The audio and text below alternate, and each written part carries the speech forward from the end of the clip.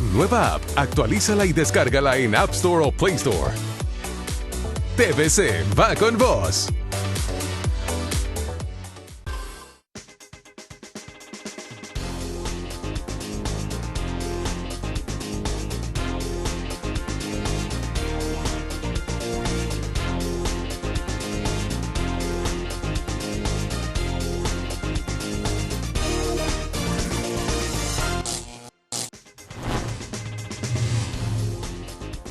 Saludos cordiales, Honduras. Bienvenidos al programa Vanegas a través de la pantalla líder de Televicentro. En esta oportunidad, este domingo, tengo la dicha de que haya aceptado nuestra cordial invitación una personalidad del mundo profesional del gremio médico hondureño que en los últimos años, pero particularmente en los últimos meses, ha enfocado todo su talento, todo su trabajo, toda su fuerza creativa a impulsar mejoras, transformaciones y avances en el hospital del Instituto Hondureño de Seguridad Social, en donde ha desarrollado el último tiempo su carrera profesional. Me refiero al directo amigo, el distinguido profesional, doctor Omar Hananía. Doctor Hananía, gracias por aceptar nuestra conexión este domingo. Buenas noches, don Darío. Es un placer estar con usted y especialmente recordando los viejos tiempos de haberlo conocido hace unos 15, 18 años. Era yo un niño en aquel momento, seguramente. Realmente me imagino que sí, ¿verdad? Muchas gracias, doctor Hananía. ¿Acepta que a nuestra plática le agreguemos lo que resulte de esta mano inquieta deslizándose con un lápiz sobre este lienzo? Totalmente. Voy a elaborar una caricatura para usted. ¿Quiere poner alguna condición al dibujo para que evitemos conflictos posteriores? No, absolutamente ninguna. Yo creo que hay que dejar a libre diseño de cada persona que tiene su destreza en sus manos. Es importante la destreza manuales. Muy bien. Muchas gracias, doctor Hananía. Voy a elaborar un dibujo aquí. Procedo con un boceto previo, luego tintamos. Si nos queda tiempo, agregamos un poco de color para honrarlo con una caricatura que es una particular interpretación humorística de nuestro invitado. Doctor Hananía, actualíceme sobre algunos temas generales y luego entremos en detalles alrededor de esta batalla crucial que ustedes están librando en los hospitales. Lo primero, doctor Hananía, ¿cuál es el resultado del balance que hace usted de estos últimos 4 meses en la salud pública?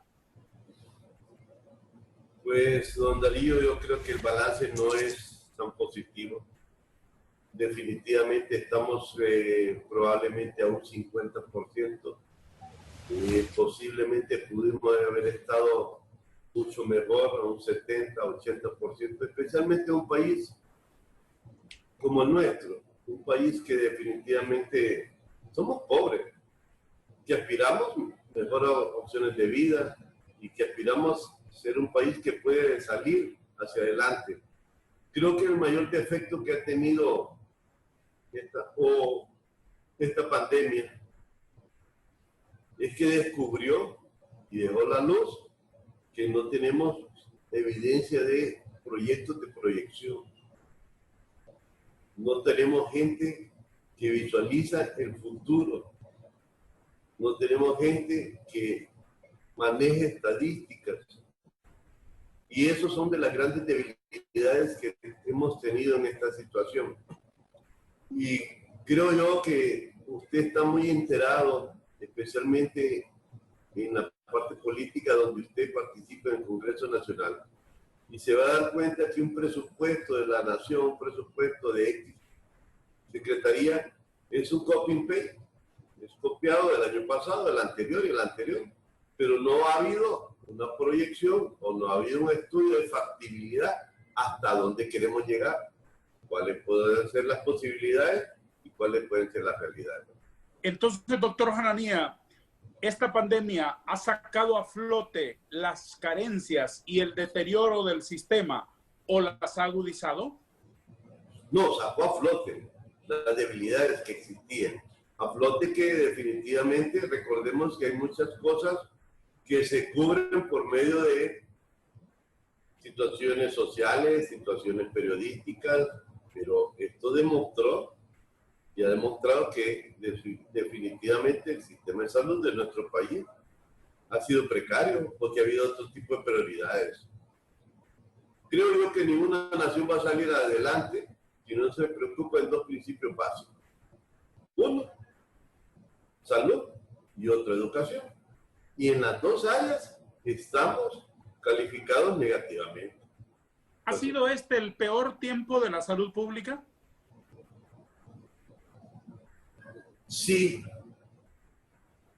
aunque no se descubrió totalmente en el estado de Mich, aparentemente estábamos en mejores condiciones porque probablemente había menos población, probablemente había más ayuda, probablemente había mayor disponibilidad, los impactos han sido visuales, fueron mayores y había más comprensión en esos momentos. Pero recordemos que una pandemia o una urgencia sanitaria son enfermedades que no se ven, solo se siente y afecta a aquel que la tiene, ¿verdad? Y su grupo familiar. ¿En qué ha cambiado el deteriorado sistema sanitario, el sistema hospitalario, particularmente en estos 4 meses obligados por la pandemia? ¿En qué ha cambiado? Ha cambiado definitivamente. Nos ha demostrado que no es ágil, que desafortunadamente todavía existen intereses políticos que pueden ser más prioridades en algunas situaciones en relación a insumos, que no hay una línea de trabajo adecuada ni prioridades para poder resolver esta situación, que hay diferencias de opiniones de cómo se debe manejar la pandemia. No hemos llegado todavía a un punto de equilibrio. El único punto de equilibrio es la mnemotecnia, que tenemos maíz. Es el único punto de equilibrio, ¿sí? El otro punto de equilibrio es la otra mnemotecnia, uno más que uso hospitalario, ¿va? Catracho. Pero de ahí para allá no hemos llegado a visualizar cuál es el punto fundamental para poder parar esta pandemia, aunque ya lo sabemos. Cerrando un poquito el foco, doctor Hanania, ¿cuál ha sido particularmente la experiencia en el hospital del Instituto Hondureño de Seguridad Social en San Pedro Sula? Una ciudad sensible, una ciudad particularmente abatida por esta pandemia. Ok, mire, vamos a hablar un poquito antes de explicar cómo funciona el hospital, le vamos a explicar situaciones geográficas. San Pedro Sula es un centro comercial, San Pedro Sula es un centro habitacional y San Pedro Sula es un centro de distribución. La población que trabaja en Villanueva, Choloma, Progreso, Naco, Cortés, etcétera, gran parte de esas personas viven en San Pedro Sula y esas personas se distribuyen hacia las diferentes áreas. Sí. Además, las personas que viven en las periferias de San Pedro Sula vienen a abastecerse por los costos de los insumos y de los alimentos a la ciudad y de ahí retornan a su centro. Okay. Sobre las situaciones operacionales del hospital tiene algo singular. Nosotros tomamos en serio eso desde las primeras noticias que escuchamos en diciembre. A partir de más o menos el 15 de enero empezamos a hacer las primeras programaciones y empezar a hacer los primeros inicios de cómo podríamos estar pendientes de la pandemia. Porque no es fácil ponerse de acuerdo y no es fácil de encontrar un protocolo por una circunstancia que es nueva, que no está en los libros y que hay que ver cómo debemos proteger y protegernos, porque es en ambas vías. Si yo protejo al paciente y no protejo mi recurso humano, significa que después no voy a tener cómo dar el servicio médico. Desde luego. Llegamos a un acuerdo y que consideramos una visión muy corta, acepto, porque nosotros empezamos a trabajar con el primer caso de COVID el 28 o el 1 de marzo. Y ya teníamos ya instalada una unidad para 15 personas. Esa unidad era la que consideramos en ese tiempo como espacio suficiente. Pero después de estar leyendo y estar escuchando noticias, consideramos que necesitamos arrancar con mayor volumen. Arrancamos con 70 camas nosotros para las enfermedades COVID. Esas 70 camas no funcionó el primer mes de marzo. En la relación de ingresos y egresos de pacientes, arrancamos con 5 triajes diferentes en San Pedro, en el hospital, en Calpule, en Tepeaca, en Choloma, en Villanueva, en Progreso. ¿Okay? Y después definimos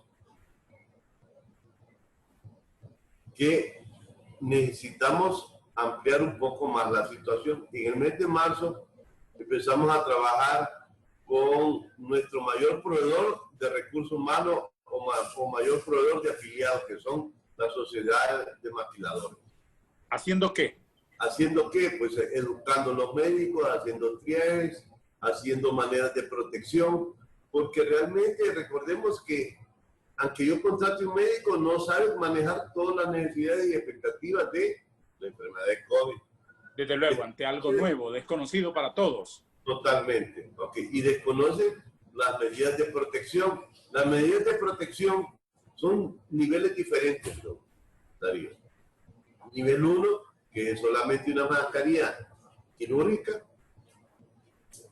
un gorro, una bata. Nivel 2, que es una mascarilla quirúrgica, anteojos, una N95, una bata impermeable. Y nivel 3, que es ya más complicado, es un overall, una N95 o una máscara total de cara que lleva filtros P100 de carbón y un visor, guantes de nitrilo, etcétera. Para llegar Ya que lo menciona, ¿han dispuesto todos sus médicos y todas sus enfermeras, el personal auxiliar de todo ese equipo de manera eficiente, suficiente, abundante y oportuna? Claro, volvemos a insistir. Para poder llegar a donde estamos nos ha costado bastante, hay que empezar a reeducar, porque la pandemia produjo una crisis emotiva. Una crisis emotiva que cree que yo cruzo la calle y puedo agarrar COVID, y eso no es así. Una crisis emotiva que porque voy a contestarle a alguien por un vídeo me voy a transmitir, eso no es así. Entonces definimos los niveles y definimos unas asociaciones funcionales con algunas sociedades, por ejemplo la Asociación de Maquiladores. Llegamos a un acuerdo, nosotros teníamos ya de conocernos 2 años anteriores, desde el 2018, para poder levantar el perfil del seguro social. Teníamos una asociación o un convenio tripartito entre la Asociación de Maquiladores, Seguro Social y la Asociación de Sindicatos. Entonces, eso nos ha hecho abrir mucho mejor las puertas con ellos, especialmente porque sí han tenido oportunidades y hay una gente realmente espectacular empresarial que reformó sus empresas de hacer camisas o de hacer, ¿cómo se llama?, camisetas o calcetines, a elaborar situaciones de bioseguridad, batas, mascarillas, gorros, botas, overoles, y estamos en ese proceso y creo que eso es la manera que por lo menos a nosotros en el Seguro Social nos ha sido la mayor fortaleza, la unión entre la asociación, el seguro, porque también hay que mencionar, los comerciantes individuales no tienen insumos y desafortunadamente recordamos que si antes una mascarilla quirúrgica me costaba una empira, hoy cuesta 25, sin justificación, ¿verdad?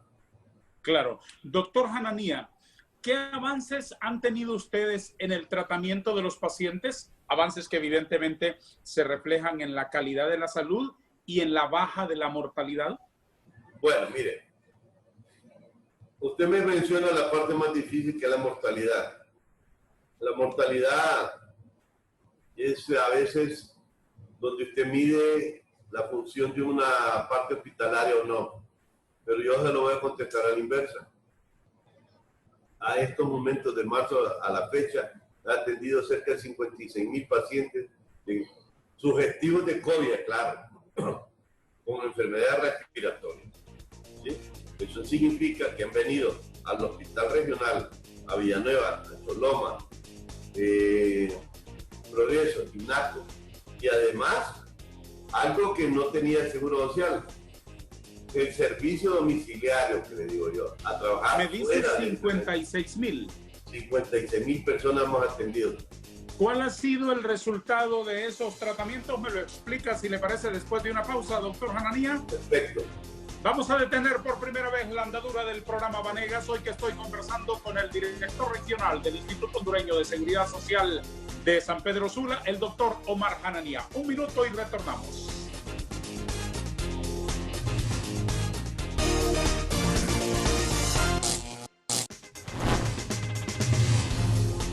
Doctor Omar Hananía, de manera muy breve, hágame una referencia sobre los éxitos en el tratamiento de esos 56,000 pacientes que ha atendido el Seguro Social de marzo a la fecha en el marco de esta pandemia del COVID-19.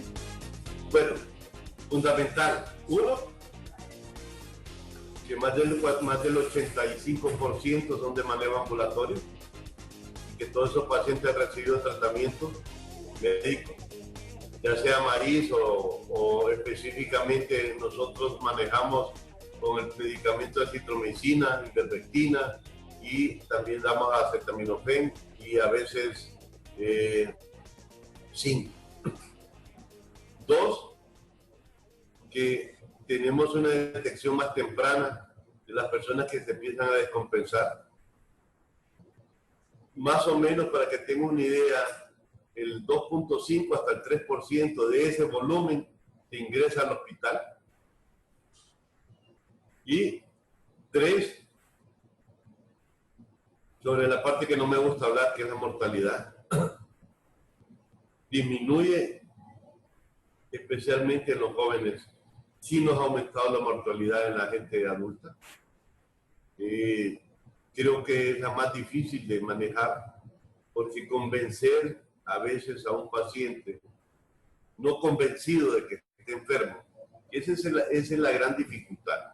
Convencer a una persona que no está convencido que es diabético y que es hipertenso, que es cardíaco, porque son enfermedades no tangibles, y eso es la mayor problema que tiene este país con la educación de nuestra persona, nuestro pueblo aquí. Compártame algunas experiencias de éxito. Primero, sumamente orgulloso de todo el desarrollo que hemos tenido en San Pedro. Segundo, jamás hemos tenido, ¿cómo se llama?, una crisis de espacio.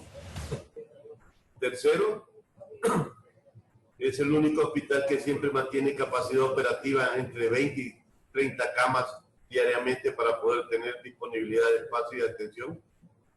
Y cuarto, si yo le digo día a día, a mí me entregan el informe de abastecimiento para pacientes de COVID, anda arriba del 95%.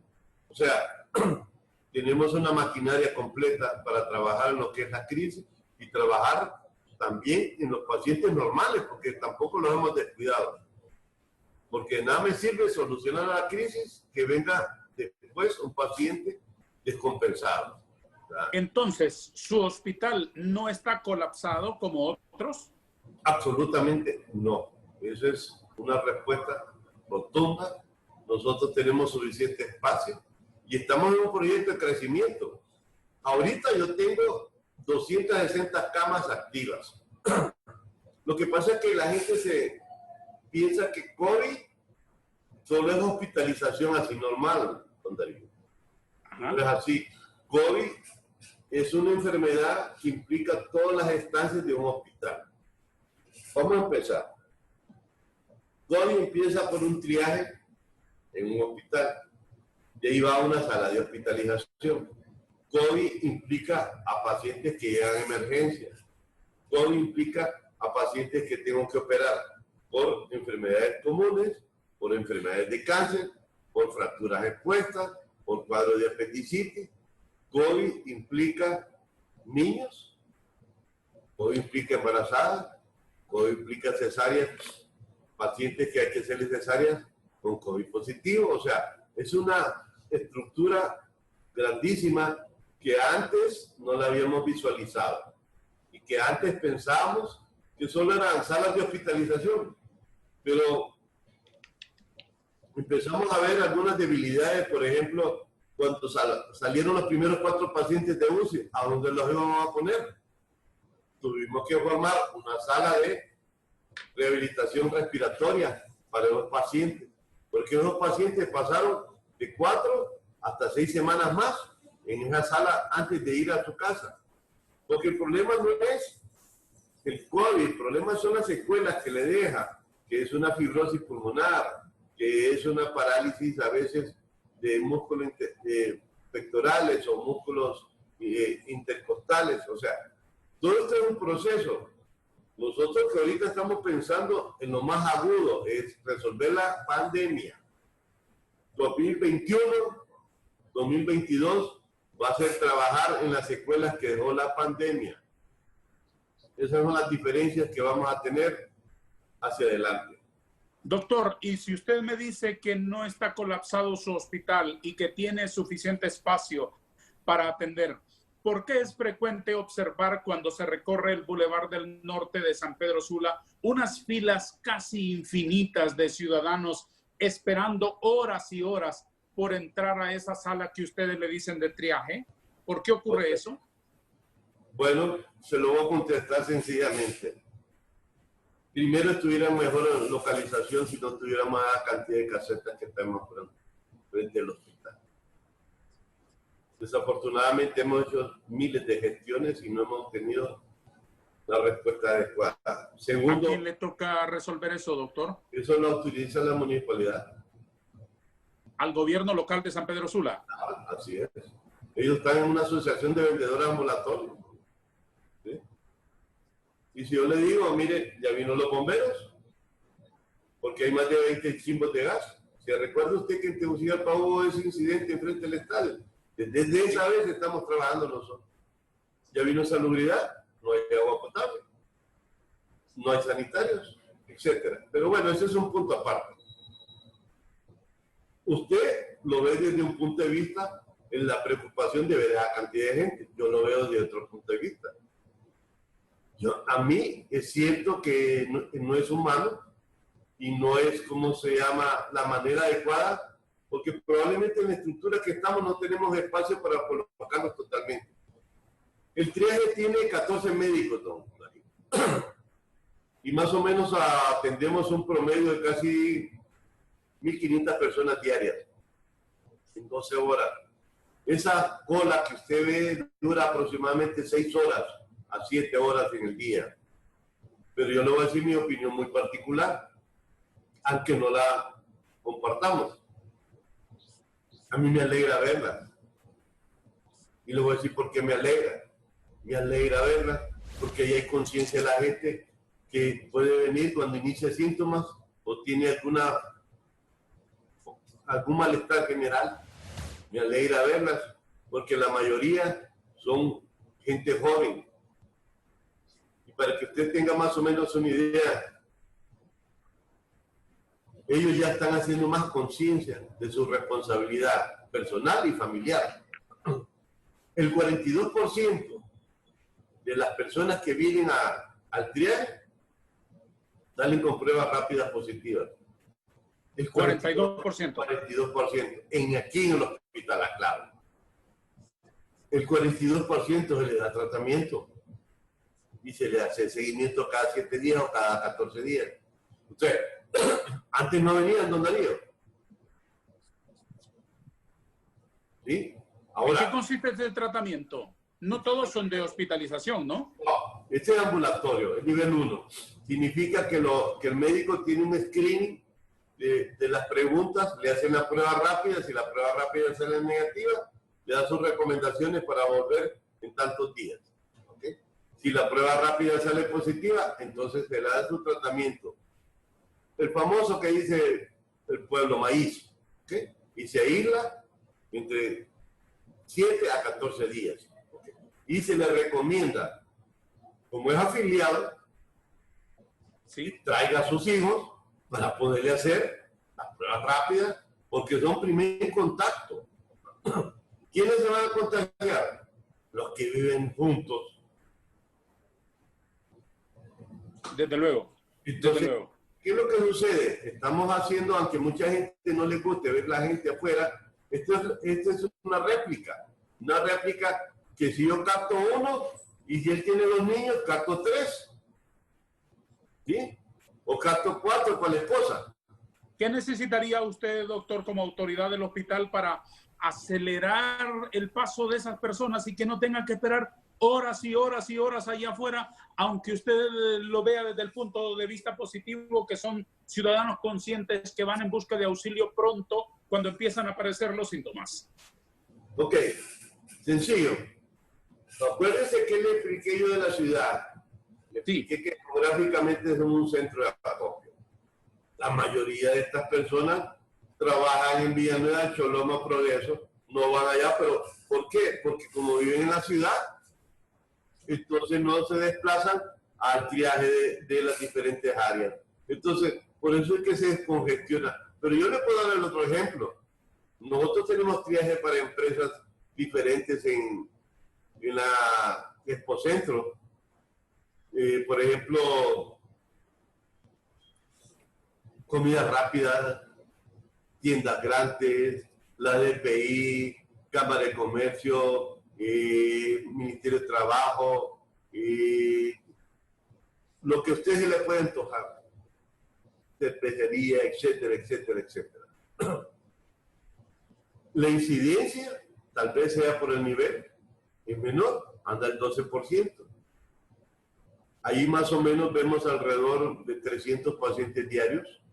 De esas empresas que usted me está mencionando. Exacto. Ya nosotros tenemos ya un calendario de atención para ya no aguantamos la presión hospitalaria, entonces ahora tengo que salir más de hacia afuera. Y eso entonces, en esos triajes, por así decirlo, ¿se atiende exclusivamente a los obreros de esas empresas? A los empleados de las empresas. Y nosotros... Un ciudadano común que no tenga ni siquiera afiliación al Seguro Social, ¿para dónde puede agarrar? Ok, eso es la disyuntiva y las situaciones que a veces uno trata de un punto de vista diferente. La verdad es que la ciudad debería tener por lo menos 20 triajes, por lo menos, donde definitivamente veamos que hay oportunidades de atención para las diferentes áreas. Aquí existe el triaje del Colegio de Ingenieros, que es el que maneja la CESAC, donde se hace PCR, pero no hacemos tamizaje. Entonces, esos son, para poder evitar esas grandes afluencias, tenemos que descentralizar, no centralizar, ¿verdad? En esos aspectos estamos trabajando con diferentes empresarios, con COPECO, con la CESAL, con el viceministro Cosenza, para poder definir cuáles van a ser las áreas de los próximos 10 centros de triaje que debe tener la ciudad de San Pedro Sula. Doctor, ¿qué otros centros de atención primaria hay en San Pedro Sula? Este que está instalado en el gimnasio de los deportes, en el gimnasio municipal sanpedrano, ¿qué atienden allí? Bueno, como eso es de parte de la CESAL, ¿verdad? Nosotros no tenemos nada que ver ahí con Daniel, pero definitivamente ese es una válvula de escape que le funciona a Leonardo, al Catalino Rivas. Ellos lo administran con la CESAL y la municipalidad, ¿verdad? Muy bien. ¿Cuánta corrupción hay en el sistema? ¿El sistema está colapsando por la corrupción de toda la vida o hoy o en este tiempo se ha agudizado? Son preguntas que quiero dejar planteadas en el tapete para el doctor Omar Hananía, que continuará con nosotros conversando después de esta pausa muy breve. Siga aquí con nosotros en la pantalla de televisión.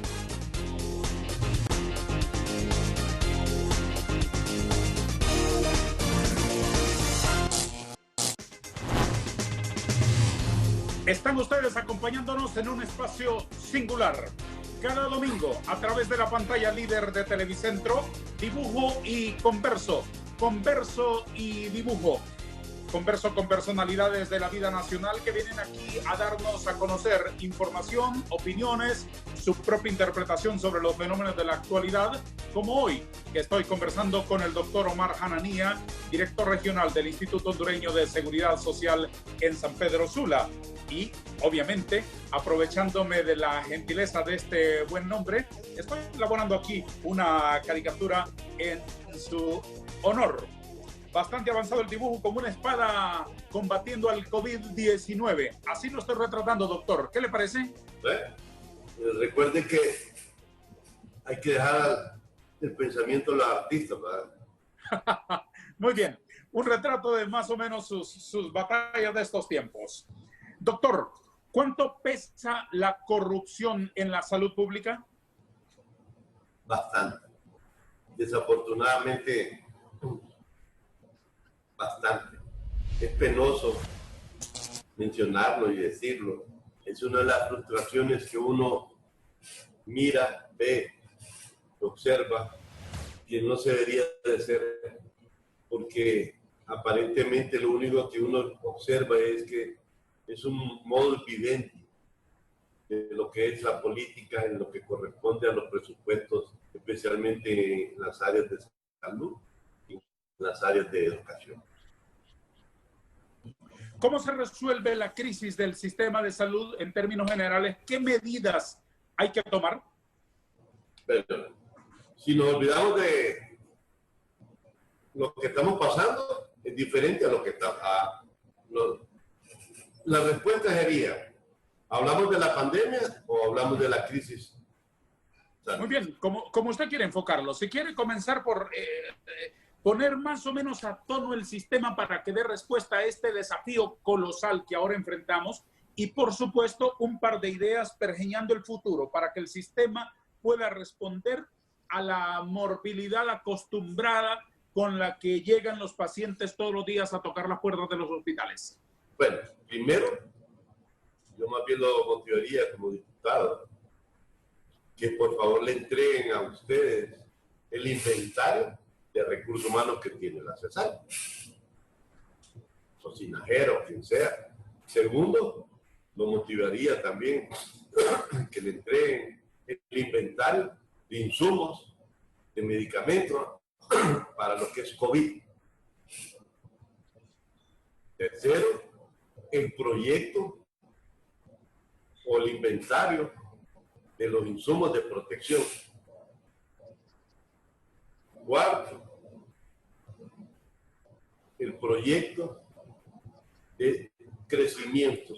Bueno, en base a eso, yo le puedo decir que nuestra crisis va a empezar a bajar cuando entendamos algo singular que no nos debemos de olvidar: la medicina comunitaria, la medicina de pueblo. La estructura de salud de nuestro país está hecho para eso. Hay centros de salud solo atendidos por enfermeras, hay centros de salud atendidos por médicos y enfermeras, y hay CLIPER, centros que son atenciones ya de atención de partos con enfermeras, médicos y enfermeras profesionales. Ahorita la batalla se gana ir a las calles y definir cuáles son los barrios que son los más conflictivos en las áreas o la mayor cantidad de COVID, hacer un cerco epidemiológico, cerrar completamente el barrio, hacer un tamizaje a todos los... Si hay 100,000, hay 100,000 pruebas. ¿Se está haciendo eso? Bueno, no totalmente pienso yo, porque recordemos que ha habido diferencia entre lo que es la CESAL y el Seguro Social. Nosotros no tenemos PCR, ¿sí? Porque la compañía que el seguro le compró falló y no entregó los insumos de producción. Nosotros estamos trabajando en el examen más sencillo, que es a nivel de anticuerpos, que es la prueba rápida, que es la que le dice que usted tiene un anticuerpo o tuvo un anticuerpo. Si tuvo, significa que pasó ya una enfermedad viral. Y si le salió IgM, le dice que está padeciendo la enfermedad viral aguda. Con eso ya usted es candidato por un tratamiento. Tanto es así, don Darío, nosotros tenemos una programación de mandar a comprar o tenemos inventario para 200,000 tratamientos aquí en San Pedro Sula, que es más o menos el volumen que pensamos de que pueden infectarse. El Seguro Social a nivel nacional tiene inventarios mayores, ¿verdad? De tratamientos exclusivamente solo para COVID. Pero volviendo ¿Cuál es el plan, doctor Hanania, cuál es el plan que tienen ustedes frente a otras enfermedades? Traumas, partos, emergencias de distinta índole que se siguen presentando en los hospitales, particularmente en el suyo. ¿Cómo manejan eso? No, nosotros estamos funcionando adecuadamente. Tenemos 2 quirófanos o un quirófano para COVID. A todo paciente que entra a emergencia y que necesita un procedimiento quirúrgico, se le hace una prueba rápida. Si le sale positivo, va con todas las medidas de seguridad, nivel 3, para que sea operado en el quirófano de COVID. Ahora es tanta la incidencia, es que estamos viendo la manera de cómo agregar otro quirófano para COVID. Porque a veces operamos hasta 6, 7 pacientes con COVID positivo. Y para eso, después de operarlo, va a una sala de recuperación para COVID. Esto no va unido a la sala de recuperación normal. Los tenemos separados completamente. Y después de la sala de recuperación, va a una sala de COVID miscelánea que le decimos nosotros, que son todos los postquirúrgicos, ahí van, todos los posoperados, excepto las señoras de embarazo o de cesárea, porque tenemos una sala aparte solo para las poscesáreas con COVID positivo, ¿verdad? ¿El seguro solo hace prueba rápida? Actualmente sí, estamos en un proyecto de la prueba de ELISA, que es el segundo nivel de diagnóstico, y esperando, para Dios lo permite, que para de aquí a agosto liberen la producción de la PCR y ya vamos a tener libre compra para poder estar produciendo PCR al final. ¿Cuántas unidades de cuidados intensivos tienen ustedes? Actualmente funcionando 14 en adultos, tengo 7 en niños y estamos en el proyecto que dentro de 3 semanas abrimos 17 unidades más. Vamos a llegar a 14 y 17, 31 unidades de cuidados intensivos. ¿Cuántas de esas unidades que tienen ahora instaladas plenamente son destinadas a pacientes de COVID-19? COVID-19 tengo las 14, lo que pasa es que yo dividirlos, tengo en la emergencia unas unidades de intermedio para los pacientes que necesitan enfermedades comunes, pero normalmente hemos estado máximo hasta 12 pacientes de COVID en la unidad de cuidado intensivo. Todavía no llegamos al extremo, creo que lleguemos, nos da tiempo para reintegrar las 17 unidades más. ¿Tienen equipo, materiales y medicamentos que guarden proporción con el discurso que nos cuenta el gobierno? Con el Seguro Social sí, con el gobierno yo no puedo opinar, ¿verdad? Porque recordemos que son 2 unidades de salud diferentes. Sí, desde luego, pero en el Seguro Social, ¿su personal dispone de equipo de protección individual? ¿Tienen equipo, tienen medicamentos, tienen todo el instrumental para poder enfrentar tanto contagio en esta pandemia? Sí, definitivamente que sí. Le voy a decir que no es fácil encontrar el equipo de protección.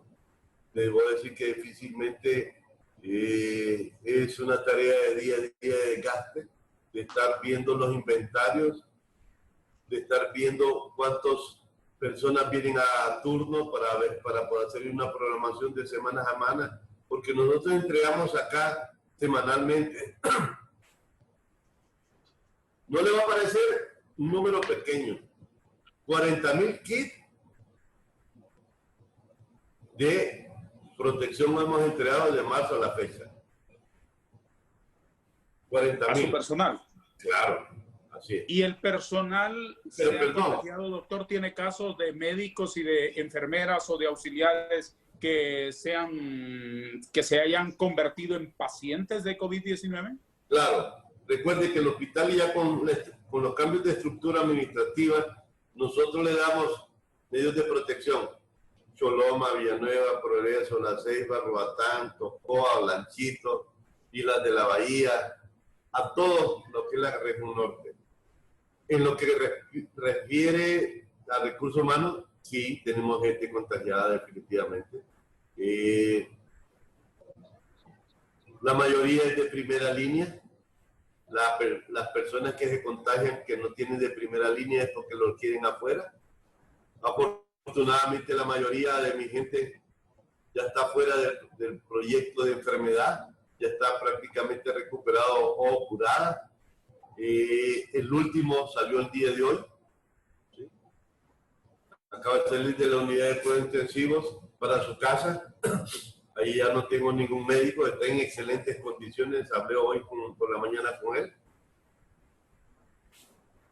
Doctor Hanania, ¿qué opinión tiene usted, abriendo un poco el foco más allá de los muros del Seguro Social, del manejo de la crisis que ha hecho el gobierno? Yo creo que el problema que tiene el gobierno, o tuvo, es que todavía no encontraron las personas idóneas para manejar una crisis. ¿Dónde están estas personas? Pues son los burócratas que están allá en Tegucigalpa. Creo yo que definitivamente no encontraron ni tuvieron la visión de cómo afrontar y hacer una distribución. Don Darío, el PCR es el medio de diagnóstico del último nivel. Usted quiere estar tranquilo, usted con la proyección que se hizo en el mes de abril y que se dijo que iban a haber más de 300,000 o 2 millones de personas infectadas, deberíamos de haber tenido 5 millones de pruebas de PCR. No las vamos a tener. ¿Okay? ¿Por qué hay diferencias? Porque pensamos que con el top de diagnóstico íbamos a solucionar el problema y no es así. No lo solucionamos porque lo único que hicimos es sobrecargar un proceso de diagnóstico y teniendo respuestas inadecuadas en los tiempos irreales. Las respuestas de ahorita de los PCR no corresponden al de hoy, corresponden probablemente a lo de las semanas anteriores, a los 15 días anteriores o un mes anterior. Hagamos un ejercicio de inteligencia, porque usted es un hombre ilustrado y además tiene mucha experiencia profesional. Le dejo planteada la pregunta para que me la responda después de esta, que será la tercera pausa y la última pausa del programa Vanegas este domingo. Si mañana lunes usted amaneciera convertido en el presidente de la República, en la persona que puede tomar decisiones de contexto para enfrentar la pandemia, con el panorama que ahora tenemos, con la cantidad de casos que ahora tenemos y con la capacidad instalada del sistema sanitario, ¿qué decisiones tomaría, así como de emergencia? Me responde después de una pausa. Detenemos un minuto el programa para darle la palabra a nuestros patrocinadores.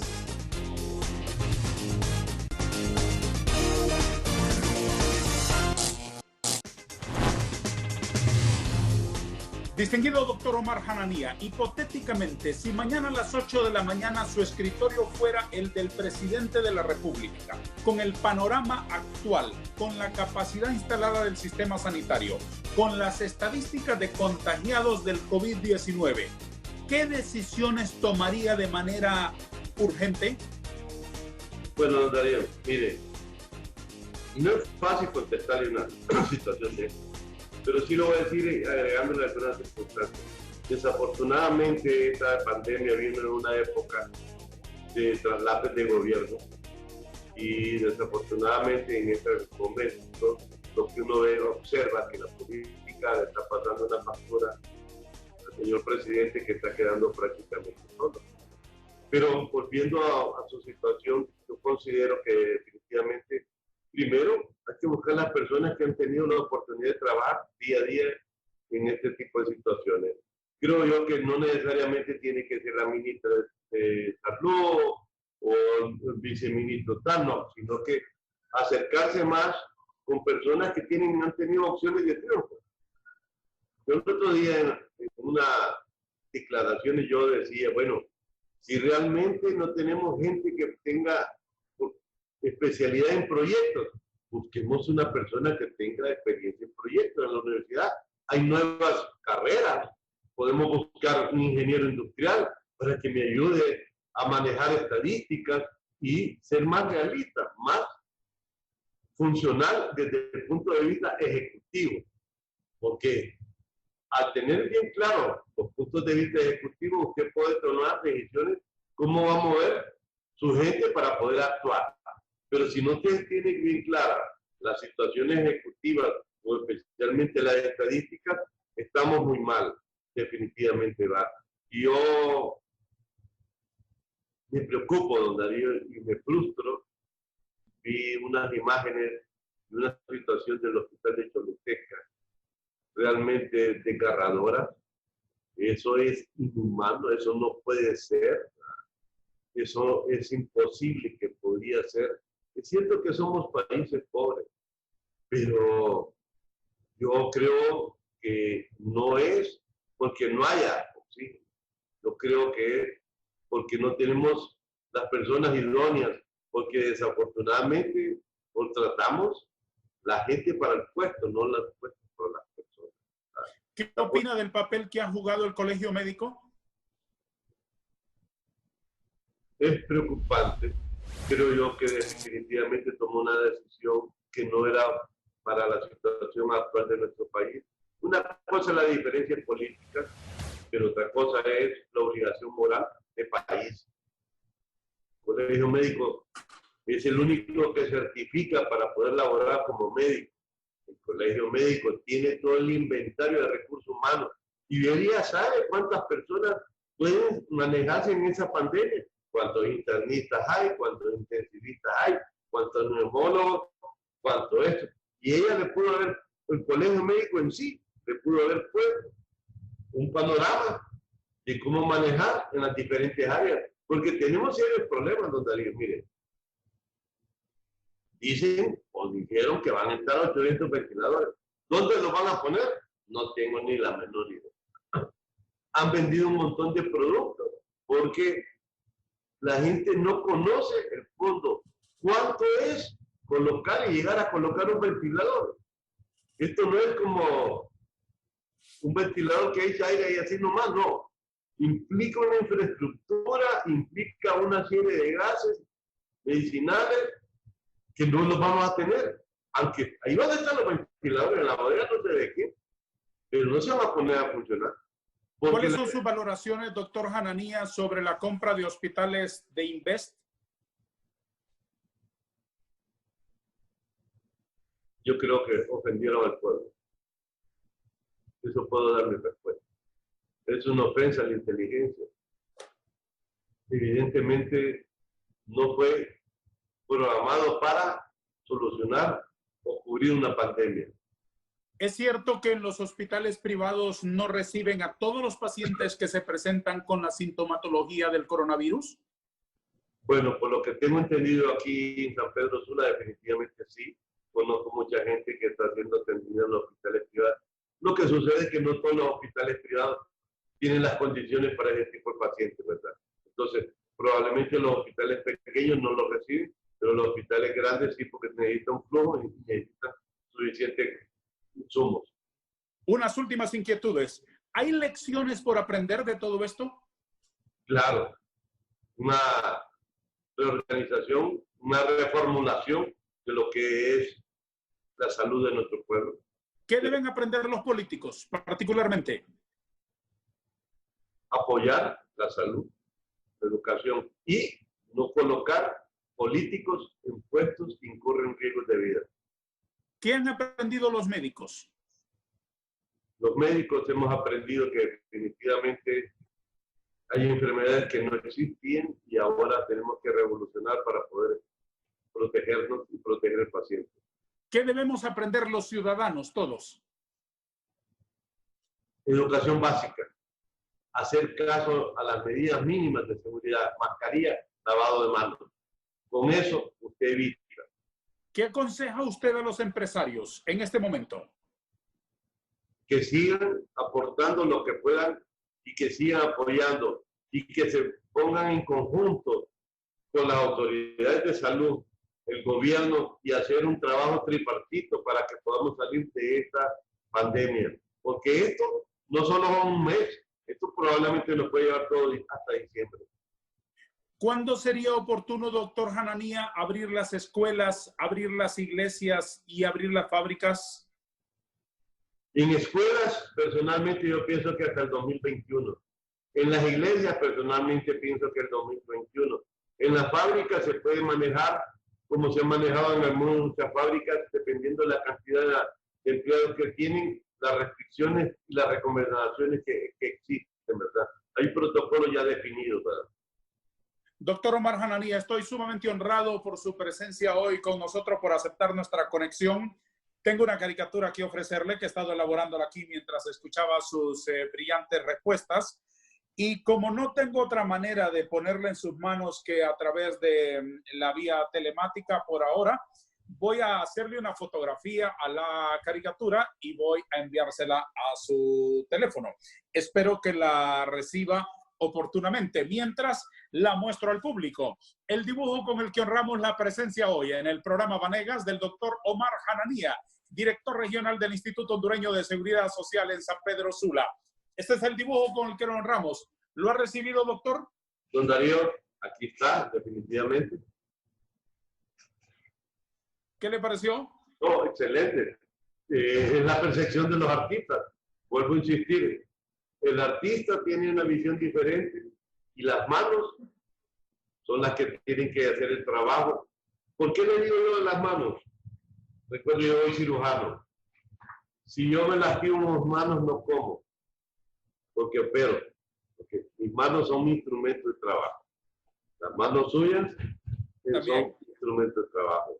Afortunadamente, usted le dio suficiente educación y visión a mi hijo y él sigue utilizando sus manos como un instrumento que lo puede llevar hacia el futuro, ¿verdad? Muchísimas gracias, doctor Hanania. Además de la caricatura, nuestro agradecimiento por su comparecencia hoy con nosotros en el foro. Quiero formularle unas últimas preguntas y quiero pedirle, por favor, la generosidad de responderme con una sola palabra, si le fuera posible. ¿Cuál es el secreto para no ser derrotado por la pandemia? Hacer proyecciones. ¿Cómo califica con una palabra a este coronavirus? Nos desnudo. ¿Cree usted que el cuento turco tenga final feliz? Frustración. ¿Usted cree en los ángeles? En este país, ¿no? ¿Qué siente cuando un amigo se va?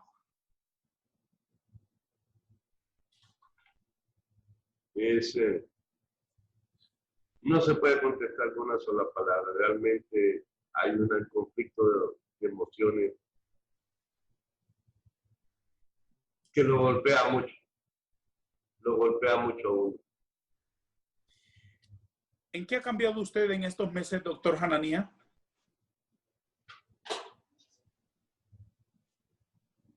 Esta pandemia, de todo lo negativo, puede tener cosas positivas en la vida de muchas personas. ¿Hay algo mejor que el maíz y el catracho? La prevención. ¿Cuánto más durará esta tormenta? Mínimo 6 meses más. ¿Qué le pide a Dios? Que dé suficiente fortaleza y espacio para poder seguir hacia adelante. Muchas gracias, doctor Hanania. Espero que se haya sentido cómodo con nosotros en esta entrevista. Totalmente. Buenas noches. Si sirve de algo, en nombre de todo nuestro público y en nombre de todo nuestro pueblo, dígale a sus colegas, dígale a su equipo que estamos profundamente agradecidos, aunque no tengamos capacidad de abrazarlos, aunque no tengamos capacidad de decírselos al oído, pero mándeles a decir que sigan adelante, que son nuestros ángeles y que les agradecemos todo el sacrificio, todo el esfuerzo, que tendrá recompensa en larga vida y en muchas bendiciones. A usted y a todos sus colegas, de todo el país y de todas las instituciones que están exponiéndose para defendernos a todos los demás, muchas gracias. De verdad, muchas gracias, doctor. Gracias. Muchas gracias. Muchas gracias. Y que Dios les guarde siempre. Mucho ánimo y mucha fuerza. Gracias. Gracias. A todos. Gracias. Adiós.